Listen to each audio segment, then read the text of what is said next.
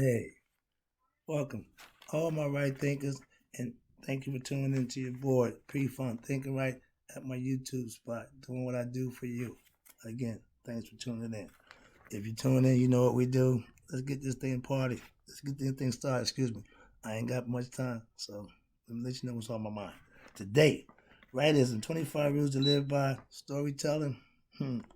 Story with a message in the story. That's a lesson. Let's go. Parts of our personality, us. We have 9 parts. I'm gonna go over a couple. I ain't got time to do 9, but I'm gonna break them down for you as we go, so you'll get them all eventually. It's all about the lesson. All these things reside in us. These are parts of our personality that the Egyptians had already laid out. They gave them personality. They gave them identity. They gave them purpose so that we can learn, use, and understand it. Watch this. The ba is part of personality. When you see me doing this, flap my wings. Now the ba is a bird with your head on it. It's your spirit. It's inside you. He don't do nothing. He just there from birth to the end, and he won't do nothing until the body ceases to exist. When the spirit runs out, his job is to take off and leave. But he's been there the whole time. At Judgment Day, he's there. Look, just check him. But he's powerful once you die. He only activate once the spirit dwells, once the spirit in the body, once the body ceases, he can do his thing. Watch this. The body comes to life after death. That's his job. The body, your personality, character, after death. He only activates once the body dies. You see me do this because he's a bird. He got wings and he can take flight. That's his job. Let me see, bird with a human head. I told you that he's a bird with the human head is your head. Okay? When you see these guys at the murals, when you see a pharaoh making an offering to God, the pharaoh and him are the same person. You look at the face, they're the same person. So you're mirroring yourself. When you go inside yourself, that's what that means. They're trying to show you. When you look in the mirror, you see reflection of yourself. You can see the way you look, but you can't see inside yourself. The Egyptians figured out how to do just that. Here we go. This is you at the judgment for your life for your judgment in the afterlife. Once you die, the body's there. He's standing right there, watching away your heart. Why? You just want to make sure whatever way it's going, he got to go. So if you got to go get fed to Ahmet, I'll tell you about him too. He's the soul eater. If you don't pass judgment, he about to eat dinner. Okay? That's conceptually. That's how it go. Same way you live right, you go to heaven, hang out the right hand of Jesus or the right hand of God, Jesus on the right hand, all that, concept, heaven and hell. We didn't have that. I tell you, Egyptians had chaos, the noon. Okay? Afterlife was when the body ceases to exist and the spirit has to be judged to see where it's going. Ain't going down. Either going up or going back to reincarnation. Simple as that. If you fail, you go to see Ahmet. He's the soul eater. Okay, that's his job. Eat the heart that's left over. So that's dinner. Simple. Conceptually. Your body is free to survive in the afterlife. It's a spiritual thing. Either he get to go have fun or he gonna have a problem. But it's you. It's your spirit. See? They had it all break down. They had it all broken down for you. This is another part. This is all about learning about the inner spirit within, which is the body. The next one is, do the body need a body? Yes, it do. It's an entity that dwells in the body that only gets free when the body ceases to exist. Hence, when you die, it leaves. It gets the old, I'm out. I like that concept because he said, yo, my man, I'm cool when you're doing what you're doing, but when you're no longer doing it, I'm out. So that's his job. And the second is, yes, you and your individual body is really one, but once you die, you on your own. He's free. Okay, the body is the body's prison. When the body sees this, he's free. There you go. Next one is, yes, the body was energy inside the body, but it works after death. Again, its function only comes alive after you cease to exist, die. Yes, everybody has a body. Yeah, we do. You got a car too. You got it's nine parts, but we're gonna do only. I think we're doing one today. I mean, maybe two, three. Okay, I got three for you today. A third of them. So we're gonna work it through. And this we still doing the body. Yes, the body sometimes was seen as God, the spiritual part, essence of you. Okay, spiritual. You got the wings. You can leave when the body's dead. You got some juice. The next one is the Ka, the Ka. What is it? The Ka, on the other hand, is needed. Why? The Ka is your spirit before birth. It's the spirit that somebody else had that didn't make it. So he's waiting to get into a body. When that egg hit the sperm, Ka jumps in. Okay, now I gotta ride this out and see what happens. He's the mirror of the Ba. Okay, they go together. Here we go. The Ka is opposite the Ba, the vital force. They twins. Like Nephites, I said, twins. Everything pretty much in nature is opposites. Either it's going to be two females or two males. When it's opposites, it's a male and female. Feminine, masculine. Sometimes you have a double feminine, you got double masculine. That means you got two men and two women. The two men don't mean they gay. Two women don't mean they lesbians. They're just functions of a concept that we use. So don't get it twisted, please. I'm trying to break it down so that you don't. All right, here we go. The Ka also leaves the body at death. But the Ka had to stay around because it's you in that form where he's standing in for you. So he can't leave. The Ba boogies, the Ka gets stuck. Like the touchdown, like the referee makes the touchdown, the Ka is a human being like this. Touchdown. All right. The Ka has to be fed after death. When they feed an orphans to the dead bodies, okay, they feed the Ka because the Ka need to be fed symbolically. Okay? We get more to that later. But now we're gonna go into the heart. They call that heart the ab. Now, as a Mason, I was taught that the heart is the birthplace for man, the truth, everything lies in the heart. But doing my studies and doing my thing, heart's a bad mamma jamma. And they gave the heart all the props, ancient time. I'm old school, and I tell you, I call it when I see it. They maybe got, I ain't gonna say wrong, but they might have missed a little something there, okay? Because the spirit ain't coming back to the body. The body ain't rising. We know that. We know that. But the Christians didn't know that because they said Jesus came back. They know that you can't come back. Osiris couldn't come back. Okay, so I digress. Here we go. Let's talk about the ab. When you call it the heart, they call it the ab. And it was a sign of a vessel.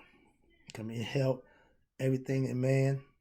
The brain has the brain, but the heart also has a brain. Yeah, okay. The two heads. We thought it was that little fella and this and no, it's two heads is the heart has a brain.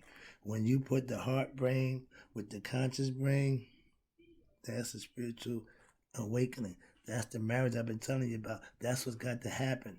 Once the heart and the mind come together, you become a bad man. Watch this. You become God. That's what God wants you to do. Put them together and you'll find me. Okay? Heart, conscious, together, equal God. Bam. Spiritual awakening. The great awakening. Whatever you want to call it. Okay? Getting to God. Okay? Try it. You can do it. We've been doing it for years. If you want to use Christians, you want to use Jesus, that's fine. Muslim, you want to use, that's fine. I choose Maya. That means I can make it happen for myself. You can do what you want. There we go. The heart, the ab, was believed to be the birthplace of truth in man. Follow your heart. Follow your bliss. Well, everything is basically heart, based on heart. When you died, they removed all the organs, the lungs, the kidneys, stomach, intestines. They took them out and put them in 4 jars. Those 4 jars are considered the 4 corners, north, east, south, and west directions. That's where they put them at. But the body was taken, all the organs out except the heart. They didn't even give it good rooted about the brain. They just stuck a needle up in here and just pulled the brain out, threw it away. They didn't even store it. The brain was just gone.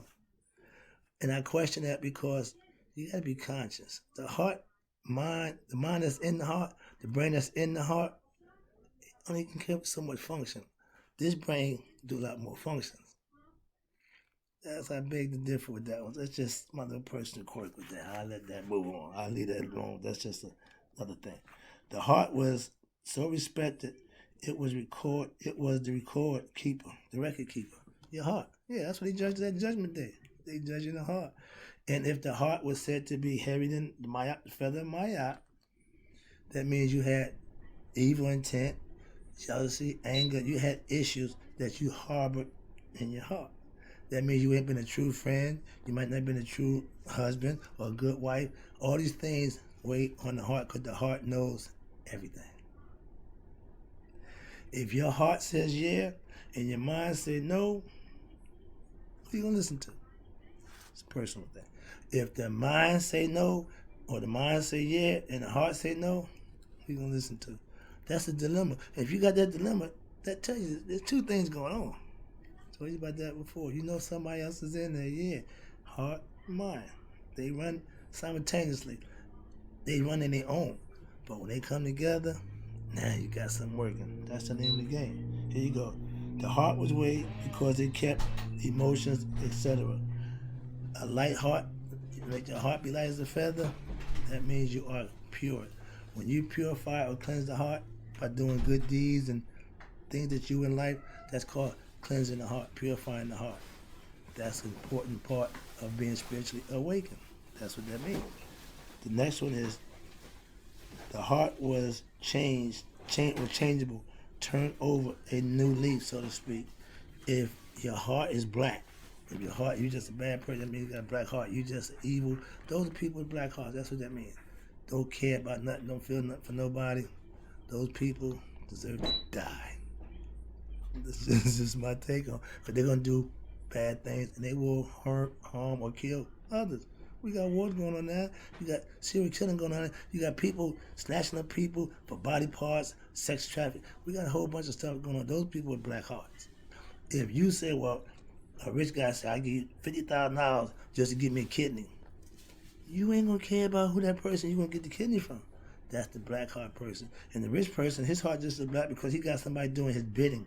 You don't escape karma by having somebody doing your bidding. Understand that too. There's nothing else in there. All right, here we go. But the heart was your witness at Judgment Day. This is why. Everything starts in the heart. If you follow your heart, you'll be all right. Some of us fall in love. That ain't the heart. That's the mind. The mind thinks, oh, she just does it for me. Oh, he just does it for me. What the heart say? Yeah, all right. That means he's just all right. Don't let the mind run the show. I got 2 marriages that I did mentally. That didn't work. Listen to the heart. Trust me on that one. I tell young people, follow your heart. I didn't. 2 times. 3rd time. Sean, why? Listen to the heart. Again, be ready to be able to live with the choices you make. If you make it, just be man or woman enough to live with it. If it's a good one, benefits is yours. A bad one, you gotta pay for it. Get better at it. That's all. We talked about that already. So here we go. The last one is the heart is the key to the afterlife. That was the ticket.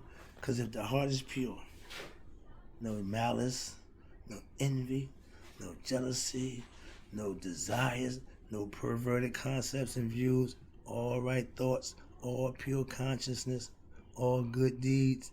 That's what he wants us as human beings to do. If we all had that, we'd be a better place. But we know that ain't gonna happen because diversity and ego, other stuff that plays in it, distractions, it ain't never gonna work it out. All you can do as an individual is take care of you. I'm trying to tell my people, take care of us. Excuse me. Every other race of people take care of it. The Jews say we stuck to our own kind.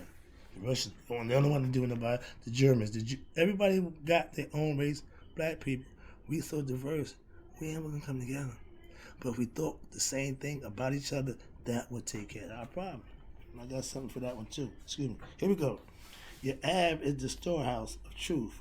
Your thoughts, your inner vision, everything. We just talked about that. The heart is the birthplace. Everything starts from the heart. They're right about that. They ain't been wrong about too many things.